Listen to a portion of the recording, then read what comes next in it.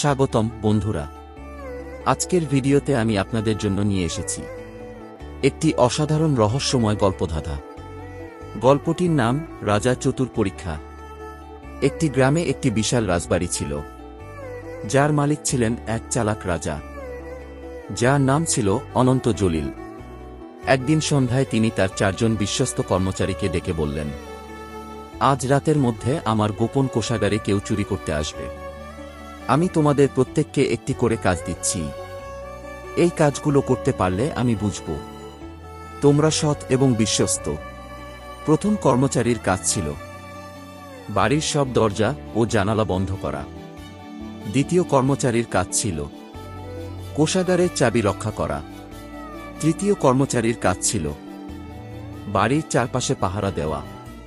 চতুর্থ কর্মচারীর কাজ ছিল বাড়ির আলো জ্বালিয়ে রাখা। সকাল হলে রাজা অনন্ত জলিল দেখলেন যে কোষাগার থেকে কিছুই চুরি হয়নি, কিন্তু তিনি বুঝতে পারলেন একজন কর্মচারী তার নির্দেশ মানেনি। এখন প্রশ্ন হল, কে নির্দেশ মানেনি এবং কিভাবে রাজা অনন্ত জলিল তা বুঝলেন? আপনারা কি বুঝতে পেরেছেন? কে নির্দেশ মানেনি এবং কিভাবে রাজা অনন্ত জলিল তা বুঝতে পারলেন?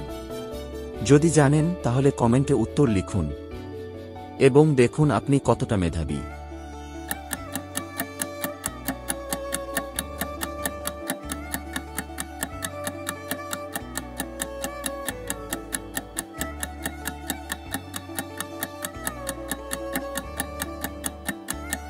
কর্মচারী যে নির্দেশ মানেনি, সে হল চতুর্থ কর্মচারী, যার কাজ ছিল বাড়ির সব আলো জ্বালিয়ে রাখা।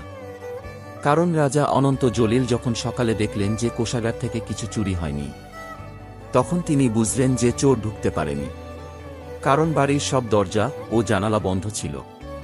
কোষাগারের চাবি নিরাপদে ছিল এবং বাড়ির চারপাশে পাহারা ছিল। কিন্তু রাজা অনন্ত জলিল বুঝতে পারলেন যে বাড়ির আলো জ্বলছিল না। চতুর্থ কর্মচারী যদি সত্যি আলো জ্বালিয়ে রাখত, তাহলে তিনি বুঝতে পারতেন যে কেউ চুরি করতে আসেনি। কিন্তু যেহেতু আলো জ্বলছিল না, তিনি বুঝলেন যে চতুর্থ কর্মচারী তার কাজটি করেনি।